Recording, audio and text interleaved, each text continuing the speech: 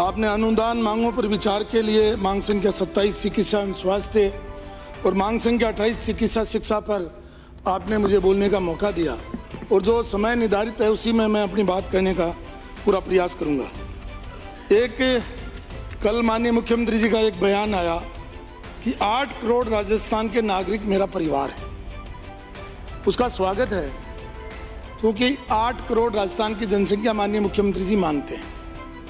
अगर हम जनसंख्या को आधार बनाएं और राजस्थान के अंदर जो हमारे CSC PSC हैं उनकी अगर संख्या जोड़ें तो अगर इस 8 करोड़ में अगर हम भाग दें इन 3398 CSC PSC पर और जो डॉक्टर्स की संख्या है उसका अगर हम भाग दें तो 6000 लोगों पर एक डॉक्टर है ग्रामीण क्षेत्र में। जब 6000 लोग जहाँ हैं वहाँ एक डॉक्टर है। और जो हमारी ग्राम पंचायतों को अगर हम देखें तो 3.5 ग्राम पंचायतों पर एक या तो CSC है या PSC है। और अगर हमारे राजस्थान में 48,023 जो है राजस्व ग्राम हैं और लगभग 1 लाख ढाणियाँ हैं, उनका अगर आंकड़ा देखें तो 14 गांवों के ऊपर एक CSC PSC है। और माननीय सभापति महोदय, मैं माननीय मंत्री जी बैठे हैं, इस मंत्रिमंडल के सबसे अनुभवी व्यक्ति हैं। सौभाग्य इनका कि ये तीसरी बार भारतीय जनता पार्टी की सरकार में मंत्री बने हैं, वरिष्ठतम मंत्री हैं, बहुत काबिल और योग्य हैं।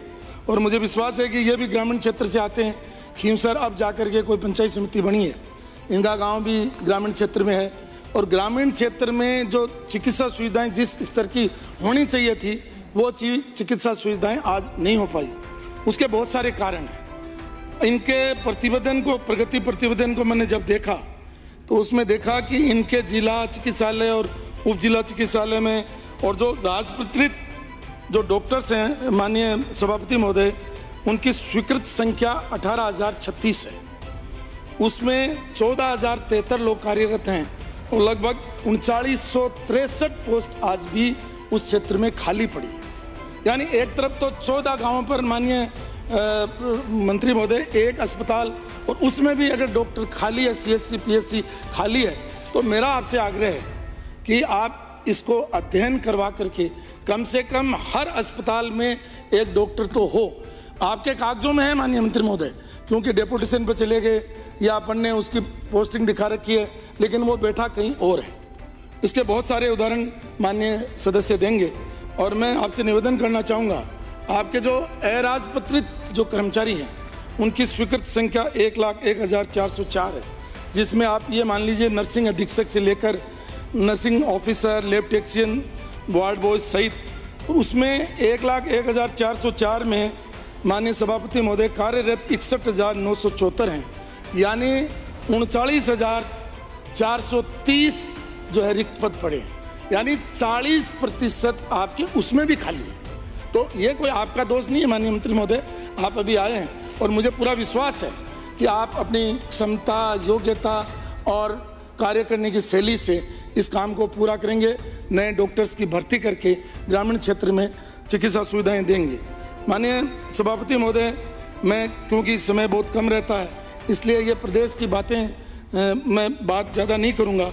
अभी मेरे से पहले माननीय पूर्व चिकित्सा मंत्री और माननीय कालीचरण जी बता रहे थे कि जो राजमेश है आपका, यानी आपका जो राजमेश जो आपने बना रखी है राजस्थान मेडिकल एजुकेशन सोसाइटी, उसमें भी 62% पद खाली पड़े, एक मतलब सत्ताधारी दल। और उन्होंने ये भी कहा कि निजी क्षेत्र में लगभग 34,000 डॉक्टर पंजीकृत हैं। ये 34,000 डॉक्टर भी सेवाएं दे रहे हैं।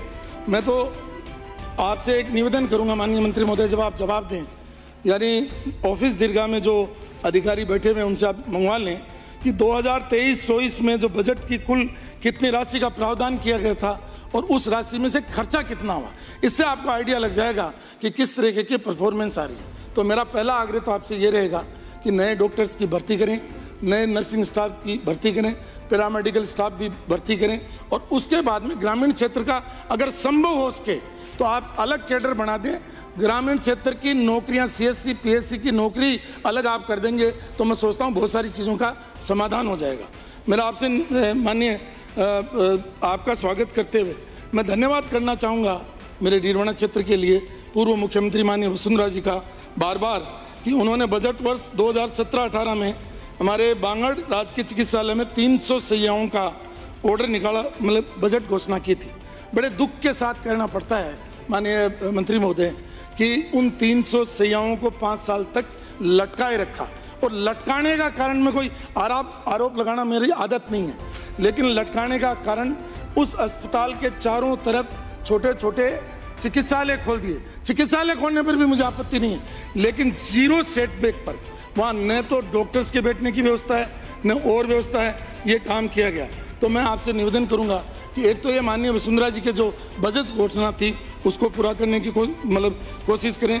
एक मेरा ये है कि अब जिला बन गया, मैं 2 मिनट लूँगा सर, जिला बन गया और उस जिले में हमारा जिला चिकित्सालय की ज़मीन आवंटित की है, और आवंटित ऐसी जगह की है माननीय मंत्री महोदय जो सिर्फ एक गांव है और शहर से 5 किलोमीटर दूर। अब परबतसर, मकराना, नावा, डीडमना और लाडनू का जिला चिकित्सालय, वहाँ 5 किलोमीटर कौन जाएगा। तो मेरा आग्रह है कि जो केंद्र प्रवर्तित योजना और राज्य सरकार दोनों मिलकर के जब मेडिकल कॉलेज वहाँ खोलेंगे तो वहाँ पर हमारे पास 400 बीघा ज़मीन सोडियम सल्फेट की पड़ी है जो सरकारी ज़मीन है। उस ज़मीन में अगर आप जिला चिकित्सालय भी बना सकते हैं, डॉक्टर्स का रहने का भी बना सकते हैं, और फ्यूचर में आप मेडिकल कॉलेज भी वहाँ खोल सकते हैं। इसलिए आपको मैंने चिट्ठी लिखी है, उस चिट्ठी पर ध्यान दे करके माननीय सभापति महोदय मैं निवेदन करूँगा कि थोड़ा सा ध्यान दें। उसके साथ साथ माननीय सभापति महोदय मैं आपसे बस 2 मिनट चाहूँगा, हमारे जो शहरी स्वास्थ्य केंद्र है उसमें भी डीडवाना में मतलब एक भी डॉक्टर नहीं लगा हुआ है, उनमें आप डॉक्टर लगाएं।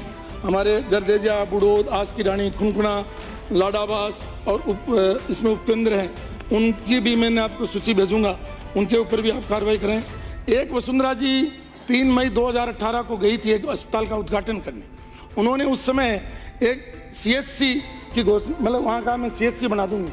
दुर्भाग्य की बात है कि 5 वर्ष में न तो वहाँ डॉक्टर जो PSC के डॉक्टर हैं वो भी नहीं लगने दिए और उसको खाली रखा गया, जबकि उस गांव की सैलानी आबाद की जनसंख्या 12,000 है। तो मेरा आवेदन है, निवेदन आपसे कि 2 ये वसुंधरा जी की घोषणाएं इनको पूरी करने की करें।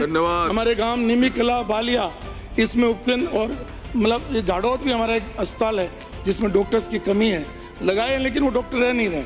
और जो डॉक्टर्स लगाए हुए हैं, मेरे यहाँ 121 डॉक्टरों के पद मतलब जो है अभी खाली हैं, जिसमें 5 तो हाजिरी दिखा रहे हैं और वो अनुपस्थित हैं। तो मेरा आग्रह है कि चाहे वो CSC है, PSC है, सब सेंटर है या सिटी हॉस्पिटल है, उसमें सुविधाओं बिल्डिंग के साथ साथ में डॉक्टर्स की पोस्टिंग करें।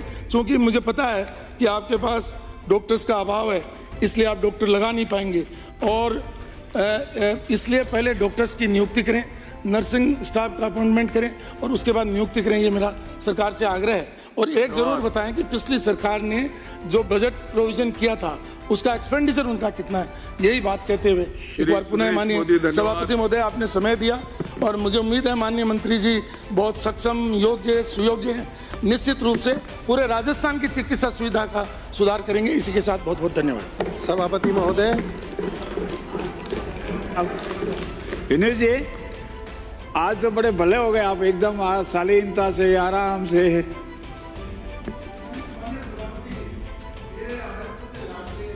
मतलब संसदीय कार्य सबके लाडले प्रेम है। एक आपके माध्यम से एक आग्रह है कि ये मतलब पहली बार संसदीय कार्य मंत्री बने तो इनको एक परंपरा डालनी चाहिए, पक्ष विपक्ष और हम जो सब लोग हैं उनको कभी कभी बुला करके लंच या डिनर दे दिया, अच्छी व्यवस्थाएं कर दी, ये भी करना चाहिए इनको, क्योंकि ये बहुत अच्छे मतलब मिनिस्टर हैं। माननीय